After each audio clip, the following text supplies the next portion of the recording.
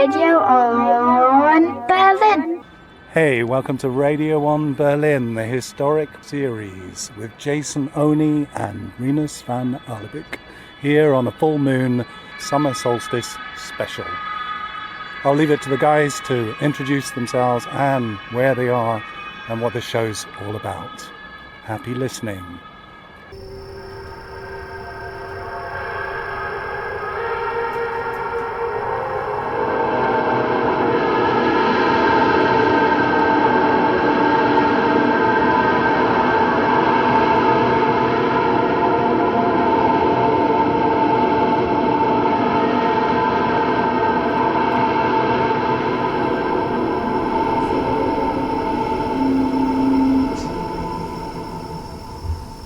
Hey, this is Jason Honea. I am the shitty listener, aka Boy True. As you know, this is Radio 1 Berlin historic series. Standing here with Rinus Van Alebeek. We're right in the middle of what is now Bebelplatz, directly in the middle of the, I'm going to butcher this Latin, the Forum Friedrichianum. Yeah, true.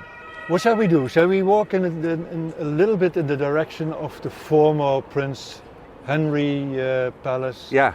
And then we can see the statue of Frederick the Great on his horse in the middle of Untere Linde. To give you a little impression where exactly we are in Berlin. Oh God, there's a lot of It's police. a lot of cops. Yeah, heading towards the Brandenburger Gate. So that's on our left-hand side, and on the right-hand side there's the old new palace and the Berliner Dome. And there, if you start walking, you will see at one point a pink building, which is the Opera House. We are right next to it. And did you want to mention something about St. Hedwig's? Everything, Catholic Church? everything will come. It's a cathedral. I love mentioning St. Hedwig's in conjunction with Friedrich.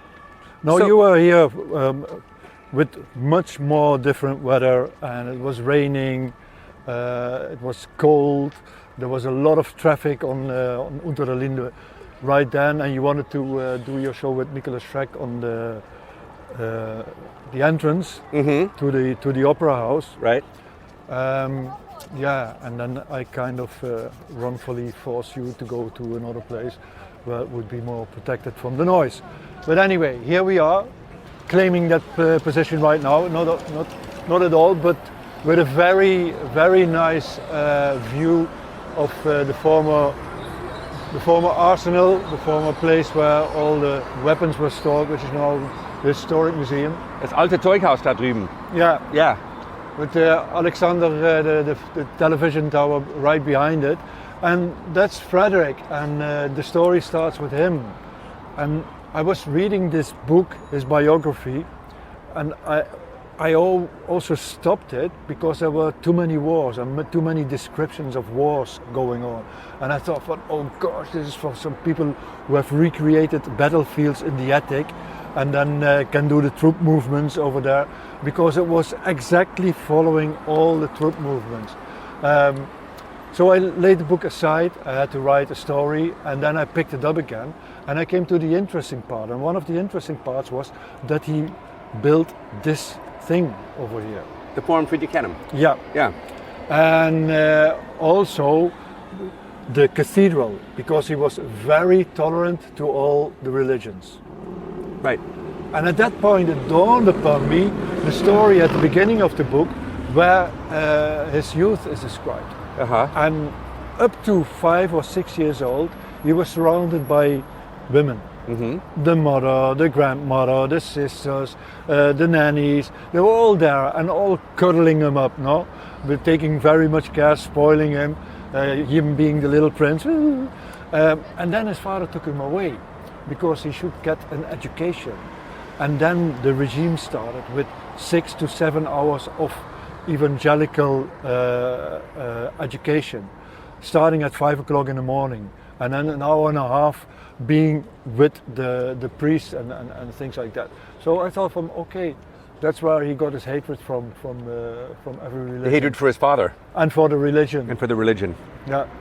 Actually, St. Hedwig's, it was after both of the Schlesian Wars that all of a sudden he had a ton of new Catholic subjects, namely former Austrians. And as a token of reconciliation, and as you just mentioned, in a bid to show his penchant for religion tolerance, he allowed them to have their very own Catholic church right here. Interestingly, he also designed it. Yeah. He didn't pay for it. He didn't pay for it. He designed it. Okay? They had to actually scrap together money in the form of donations from different Catholic communities all over Europe. Yeah. Interestingly, as long as I've been here, St. Hedwig's has constantly been under renovation. There are periods there where they have that organ music in there. What is it, Wednesdays? Mondays and Wednesdays, I think it was. But then it closes down again. It has been looking like that now for about a year and a half. I'm told the problem is that dome.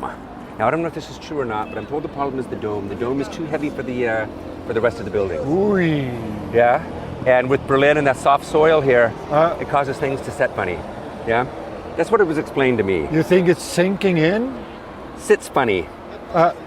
That's the same thing I read recently, that they left the foundation of the original palace intact. Otherwise you would get like this balance effect, that the dome would be too heavy and lift the new building up. Right. So they left that resting and you got it equalized. And they built on it. Yeah. But actually this is probably much lighter than the first palace, don't you think? Maybe using contemporary materials. It's not laden with all those statues. There are a bunch of things about it. Anyway, just wanted to St. Hedwig, the reason it's called St. Hedwig's is because St. Hedwig's was the patron saint of Silesia. Yeah. And that's where it gets that name. Yeah. The Opera House, 1740, 1741. He wanted this thing to be big enough to accommodate the guests of 1,000 horse-drawn coaches. I believe it's the first place in Berlin that Mozart was ever performed. And I like the fact that he opened it up one Wednesday a month for free so that all the little people in town could come here and enjoy music as well too. Yeah, I think the German trend back in the day was to typically build the opera house directly on the side of a palace. And by doing this, he was representing that music just wasn't for the hoity-toities or for the blue bloods, but was there for everybody to come and enjoy. And interestingly, you guys, I have a friend who did some sort of like temp work here about 2 months ago. And he mentioned to me how cavernous it is here underneath the Bebelplatz, because the opera house requires so many passages and so many storage areas for instruments, for stage sets, for curtains, for all kinds of stuff. It's absolutely vast, going all over the place. Oh, really? Yeah. That's nice. All underneath us. Yeah. But there's one thing that I can add to the story of the opera house. At that time, it was very fashionable to have a kind of post-Palladio buildings. So this is an extended version of what Palladio used to do. And Palladio is a famous architect, a very almost like functional, very, very rigid, very loyal to the Pythagorean, how do you say it, 3, 9, 27? 3, 9, 27? Well, the proportions, very... Okay. Very, very loyal to those proportions. So everything should be 1 to 3, 3 to 9, 3 to 5. Okay, anyway. So this is a little bit the extension of that, and it is done by Knobelsdorff. Frederick the Great could design whatever he wanted, but it's got some similarity to the Pantheon in Rome. That's also true. But the fun fact about the music in Frederick's life was that he was a musician himself. Flute. Yeah, but and he played flute every evening. End of the day, playing flute. He went on a war for years, and he brought his flute with him, a foldable piano.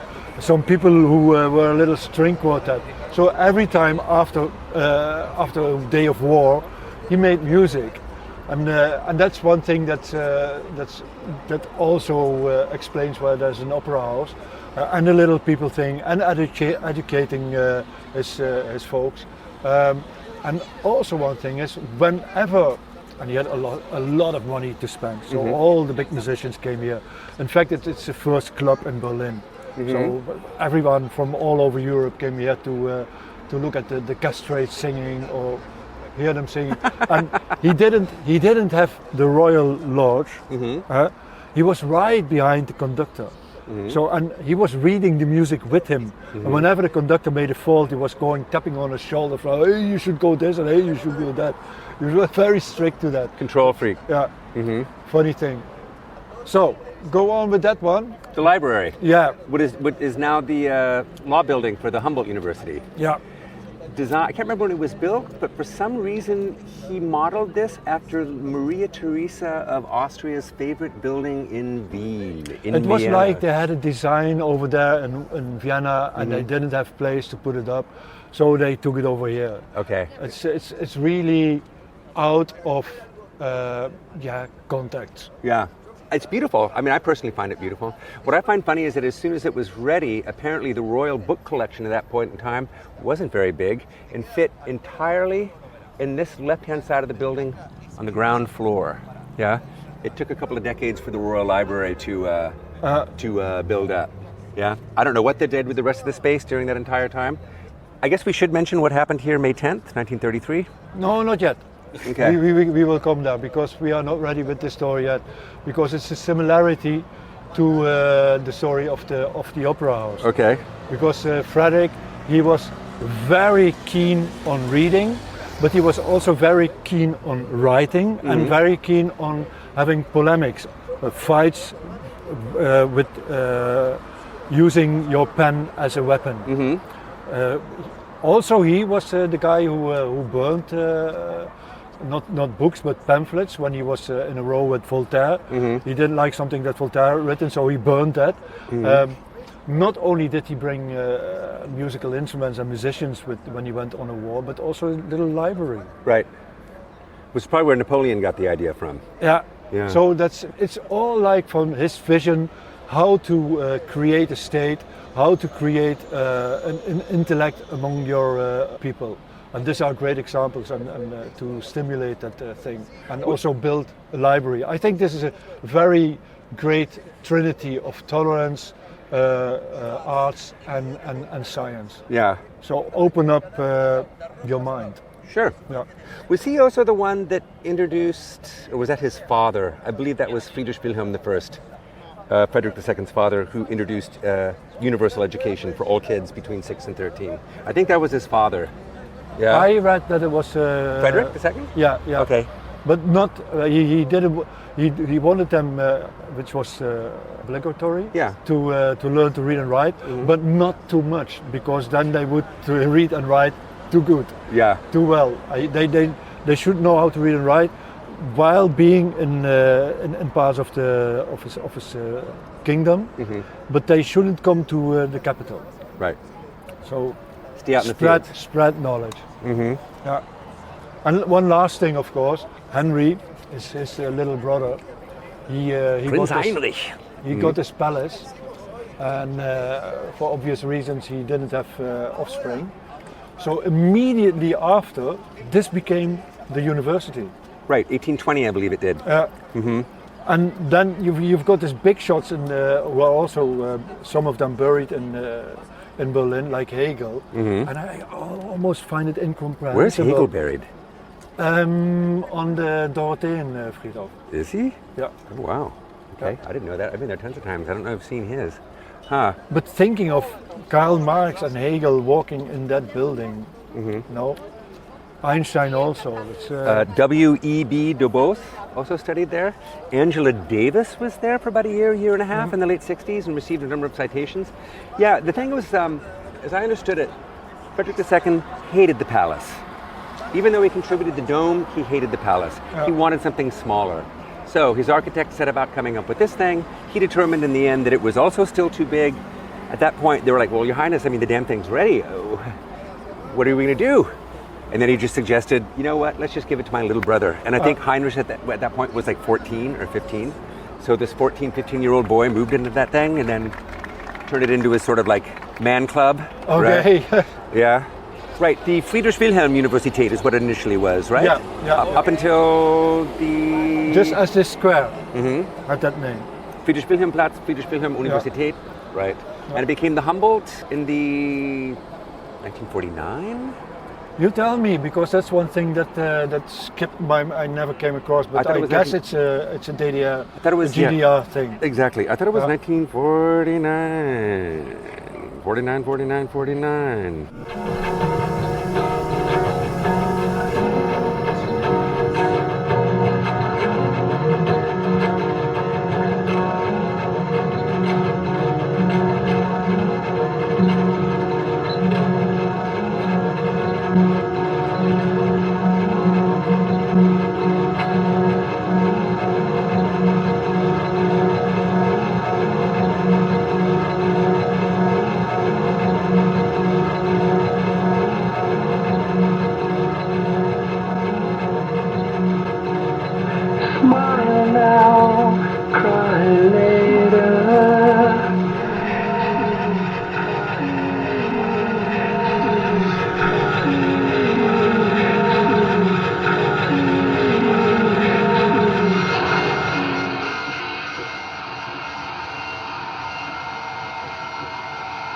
So maybe people hear in the background the cheering of the crowd who are watching football at the other side of the Brandenburger Gate.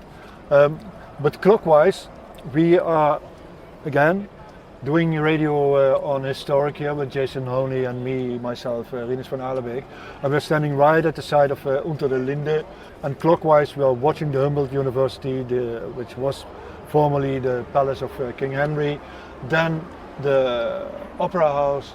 In the corner, there's the Hedwig Cathedral. Then Hotel de Rome. Hotel de Rome and the Humboldt University, which was the law department, which was originally built as the library. You want to talk about that Frederick II over there? Go. Well, I forget when this thing was actually dedicated. I know that during the war, the Nazis hid it to protect it from being damaged. After the war, the GDR government did not want it here. For a very long time, it was at Sanssouci. They took it back out to Sanssouci, and that's where it was. I think at the end of the GDR, they put it back. At the end of the GDR, they brought it back over. Yeah. Now, on a side note, absolutely trivial note, I can't remember when it was, at some point, I think in the late 90s or the early noughts, while performing some construction here, a US 500-pound bomb was found at the base of that thing. And so you can only imagine, they had to evacuate the library, they had to evacuate the university building over here, they do all these things. Yeah. I'm not sure who's responsible for that statue. I love it myself, actually. I always point it out. All those assembled generals and bureaucrats underneath it. Do we want to walk over there? Okay. Yeah. Then we come at some Dutch royalty as well. Right over here, huh? Yep. Yeah. What was this big building? This was also the library, wasn't it? Yeah. Right. It had a glass dome over it, so it must have been very beautiful. Mm-hmm. It's still the library, but it was Here come then the the Polish library fans, as well. man. Oh my God. That's one thing that you can also use on your tours, because you see all those patchwork things. Yeah. Obviously, it's a restoration, but it's also because they couldn't find the original stones. Right. And that's how you got in the buildings itself the memory of Second World War. It's the same at the Humboldt University, the ex-King Das Henry Alte Museum. thing. Das Alte, the columns in front, it looks like Indian corn. It also has some normal bricks. Yeah. Yeah. So we are in front of the. Who's that central character there? Maybe they are Keith and or Keith and Mark. Yeah. Whatever. Those are the generals from the Silesian Wars. Okay. I'm wondering if that's von August Wilhelm, Prince von Preußen. Where's his buddy von Winterfeld? That's what was his big. I think big if buddy. you walk around it, we got all the generals that were involved, and all the streets that are Kreuzberg. So you got Heinrich here, Henry, you see, and those are also people that fought in those wars. Right. Battenburg. Yeah. Dessau. Natürlich. Zieten, another general. Yeah. But I can't recall a Zietenstraße. Lessing, von Kramer, Immanuel Kant, von Finkenstein. Pretty austere looking characters. Here he is, von Winterfeld. This was his, I think he and Dessau von Dessau. Huh? And so there you got your streets, Gleisstraße, Tauentzienstraße. Yeah. Von Winterfeld was his big buddy and pal, who he really missed. If you go to the Invalidenstraße cemetery, Winterfeldstein is absolutely beautiful. Absolutely beautiful. Okay, so that's the Obelisk-like. rather monumental grave. Right. Yeah. You're not thinking of Scharnhorst. I don't think you're thinking of Scharnhorst. Von Winterfeld is sort of towards the back. If you enter, it's on the left-hand side, kind of recessed over by where that section of the wall is. Yeah. It's an obelisk, and it's encrusted, I say encrusted, with several quotes von Friedrich about the loss of his friend.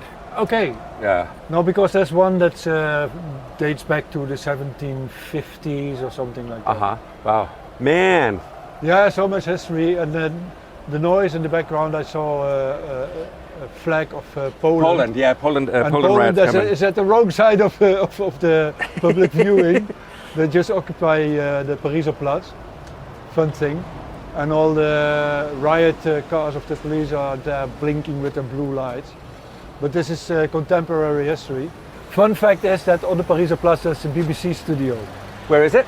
It's on the Bebelplatz with containers. They build a TV studio. Oh, you mean to cover the Euros? Yeah. Okay, I've seen it. It's Yeah. massive. Yeah. You guys, do we want to get away from this? We go back to the Bebelplatz. Okay, because this is going to be here in a second.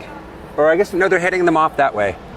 So if you will be in Berlin sometime, then we are just at the gate that's surrounding the statue of Frederick the Great.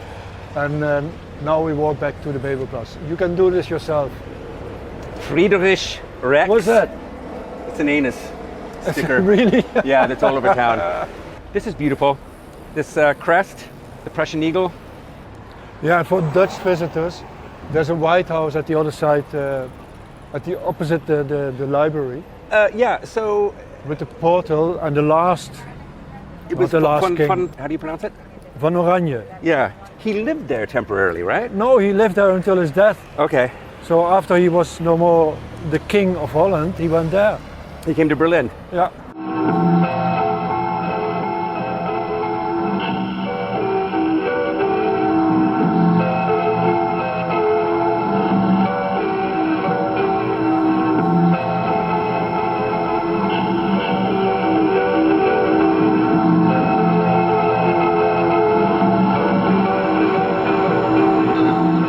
So, and now we have to go to another time in history. So, to recap this a little bit, this place originally was an expression of education, of a possibility, of giving a possibility to everyone to look for his way in life, whatever way you wanted it. So the religion you want, yes or no religion, yes or no music, yes or no science. And if you want to have science study, you could choose from a lot of faculties. I like that point you made earlier, and that's something I really want to use. Art, religion, science. Yeah. Is that how you quoted it? Well, I don't said tolerance. Tolerance, thank you. That was it. That was a great point. Uh-huh. And education came later, but that was after his death. Yeah. So now we are floating to the middle of this square, where there's a big glass square. A square in a square, yeah. And if you find the right angle, you can look through it. It's generally better like this. They got to do something about this glass. I always wondered if they made it more sort of form of a roof, keep all the stuff running down it. In the winter, you can't see anything. No. Anyway, so we're standing here right in the smack dab in the middle of Bebelplatz, and it was here on May 10th of 1933, just about sundown. The place filled up with a bunch of SS men. And next thing you know, at the entry over there to the Humboldt University, some men start building a podium. Next thing you know, there's a PA system there. Next thing you know, the Platz fills up with all kinds of kids, primarily from the National Socialist Student Union. And none other than Joseph Goebbels shows up and delivers an address here that I think went on for about 40 minutes. Okay, and he got the kids worked up into such a tizzy that afterwards most of them were given a list. It was called die Schwarze Liste, the black list. And they were advised to go in here and pull roughly 4,000 books off the shelves and heap them up right here. And then the whole thing was doused with gasoline. And this is where the Nazi book burning took place, May 10th, 1933. It's my understanding that didn't just happen in Berlin that night, but rather 32 different universities all over Nazi Germany and Nazi Austria. The reason we know about this one so much is because it was personally led by Joseph Goebbels, and it was documented. It's been filmed. You might have seen that film, the books flying through the air and all the torches and the kids sieg heiling. Who was on the list? Well, you can only imagine. Heinrich Mann, of course. Heinrich Heine, of course, as a Jew. Karl Marx, Albert Einstein. Erich Kästner was on that list. Emil and the Detectives. I always found that really interesting. Okay? And what I also find really interesting, and I always mention this, is that guess who else was on that list? None other than Mark Twain. Yeah, Mark Twain. The Nazis didn't like Mark Twain. And for a long time I didn't really know what that was about. And you saw the movie, Nothing New on the Western Frontier. Also, Erich Maria Remarque was on the list. Okay. I'm sure. I can totally see why. Yeah. Okay. I always thought it was because Mark Twain every once in a while would poke fun at the German language, der, die, and das, the way it sounds. But apparently that wasn't it. Who they really didn't like the figure of Huckleberry Finn. Yeah? The guy who was always whispering in Tom's ear about how you don't need society, you don't need adults, you don't need to go to work, you don't need anything. All you need is the river and your friends. Yeah? That sent the wrong message to youth. So they didn't appreciate that very much. So it's my understanding that for that reason, that's why Twain was on that list. That goes to a little side note, because it was tradition in Germany to walk down the Rhine at one side and walk up the Rhine at the other side. Mm-hmm. And everywhere where these people went, they had signs, like the boxcar signs, from where there was a dog who would bite, where they would get some bread, where they could sleep, where they were hostile, where they were friendly, where there was some work. So they knew where to go, and that's how there was a constant movement. Mm-hmm. These people were called the Kunde, the clients, mm-hmm. Which were more or less maybe hobos or people who were looking for work for a day, work for a week. And they eventually had also a congress where they all came together. And when the Nazis came, they all disappeared. Oh, wow. They all disappeared. Why did the Nazis like them? The same thing, that there were asocial elements. Antisocial, yeah. Mm-hmm. And they were giving a bad example of not being a family and living on the streets and living to their own laws. Right. There is a small extension to your story, Jason, because the student organization was a very old student organization. We all know the movies where you got the people who stand like a stockfish and very rigid. They've got a monocle and they've got a scar on their cheek, mm-hmm. which they earned during duels while they were a student. Mm-hmm. And from that side of the student organization, these students came. Mm-hmm. And they were already busy for 1 month gathering books, destroying books. It was even so that after Hitler came into power in 30 January of 1933, the SA, the militant order of the Nazi party, they went everywhere where people opposed the government, like Georg Gross. They went into his house and destroyed everything. They arrested people and beat them up. That was already going on. So those students, starting in April with this kind of things, they just continued this work. Was it in April of 33 that Magnus Hirschfeld's institute was stormed and ransacked? No, that was after or before. That was the big that was the big fish they caught, which gave them so many books that they could eventually organize this big thing. Mm-hmm. So there are some parts which have to be arranged in your story, and not because I'm a wise nose. No, it's because I read this book and got information. So what happened was that they had a lot of books. Mm-hmm. Because they raided libraries, right. They were helped by professors, they were helped by librarians, right. They raided the university libraries.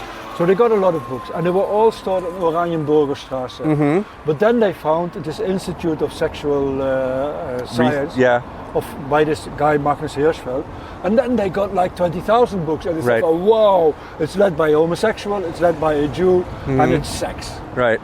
So they got all these books, and that they couldn't fit in the storage room in the Oranienburgerstraße. So behind the Prince Henry Palace, behind the university, you've got the Bebelplatz. Mm-hmm. That's where they gathered. Then they went to the Oranienburgerstraße. Then they went with torches. Then they went to the Reichstag.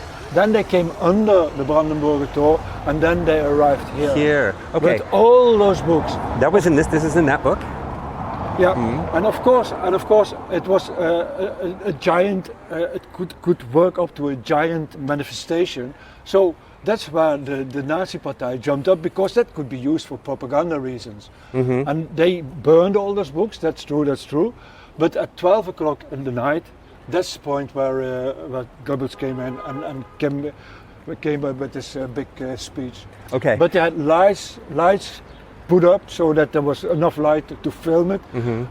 It started to rain a little bit, but it was a bit more pouring then. And what you said with the fire brigade putting petrol on it so that the flames will be more spectacular. Dramatic. So what happened at Bebelplatz? That's where Hirschfeld's library? No, that was the point where they collected, where they came together. And then they went to get all the other books. There were several trucks driving, here, and with the students with the torches, etc. Hirschfeld, there was a bust of him in his institute, and they destroyed it, and the head of that bust was on a pole, and it was also here that they could see it. Yeah. So we're not there yet in our present day society. I am Dutch. We just have a new government, and we've got a fascist government. So I was at Topographie des Terres yesterday, where you've got a very small exhibition, but very nice exhibition, about the first Weimar years. Okay. So all those Freikorpses, all those independent military units. And this gave me the impression you just need one little sparkle, and then it will explode. That's what somebody commented regarding Trump on Jan 6th. He was looking for a Reichstag fire. Yeah. You know, he's definitely looking for a Reichstag fire. And by instigating that, things could have gotten crazier. Thank God it didn't. It's dictator playbook, you know. You reach power, and the next thing you do, that is to set up an attentat. Huh? That enables you then to take all the power necessary to and stay then in place. you can tighten the law and take everything in your direction. Right. After convincing Hindenburg that he needed to act how he acted, and then shortly after that, Hindenburg dying, it was pretty damn clear that there weren't going to be any elections. Hitler was there to stay. Yeah? There to stay.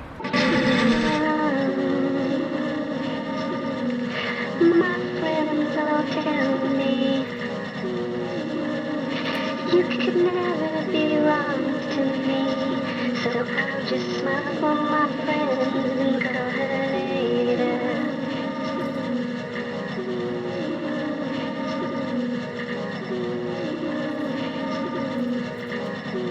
For my friends and call her later. You could never be wrong to me.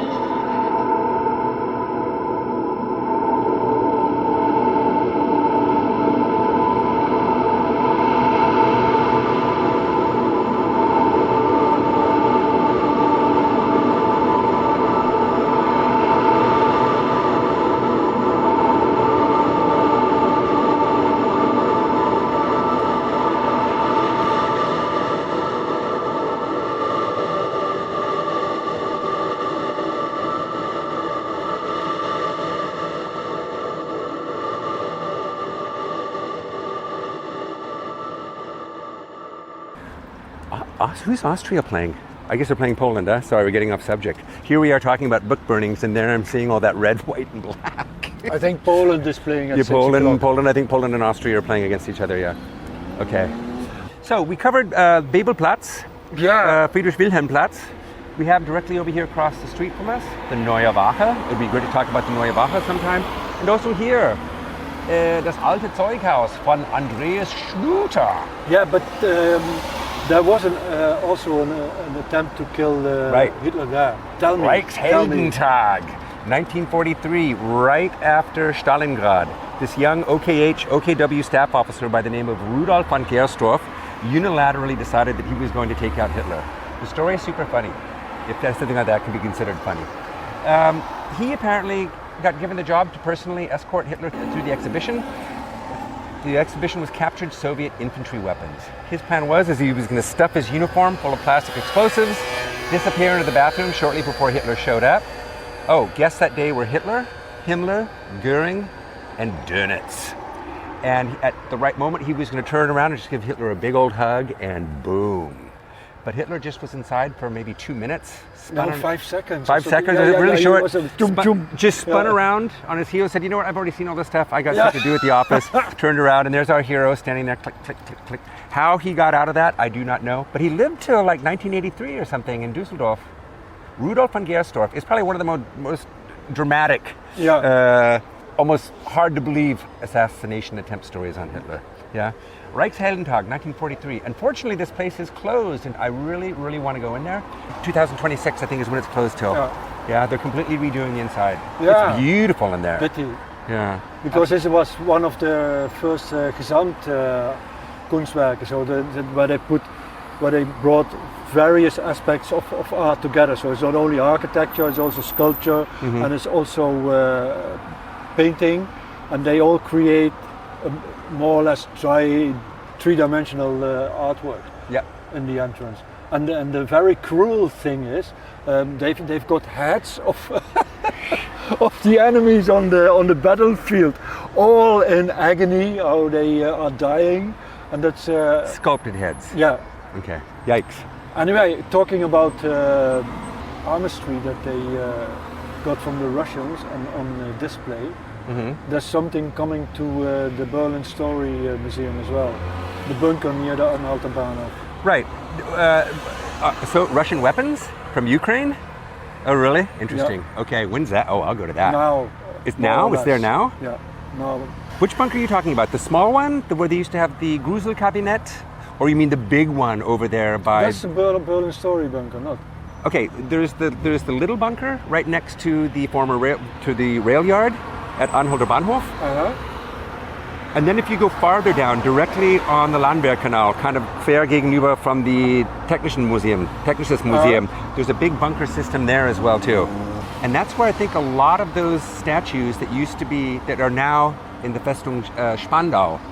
Yeah, I think they all used to be kept in there. I remember going in there years ago and seeing a lot of those statues. Some of them were buried as well. Yeah. Before they put them there. Anyway, okay, so... It's our job, Jason, telling people what they see and what happened. And here on Unter der Linde, with so many old buildings and rebuilt old buildings and restorated old buildings, there's also a lot of history that starts from right at the beginning up till now. But you have been listening to one of the episodes in our Radio On Historical series. Yeah, where we talked about the Bebelplatz, which was the Forum Fridericianum, and the significance it had and still has for Berlin.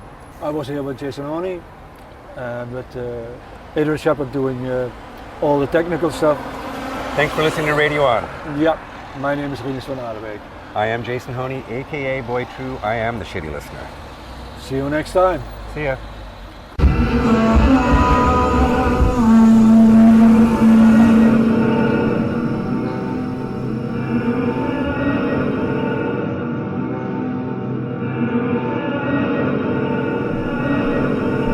You've been listening to Radio On Berlin, the historic show with Jason Oney and Rinus Van Alebeek on this summer solstice day and a full moon. What could be better?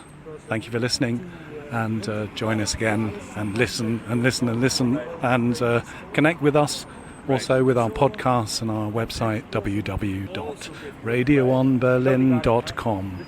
Have a good day. You have been listening to Radio on Berlin. Yeah!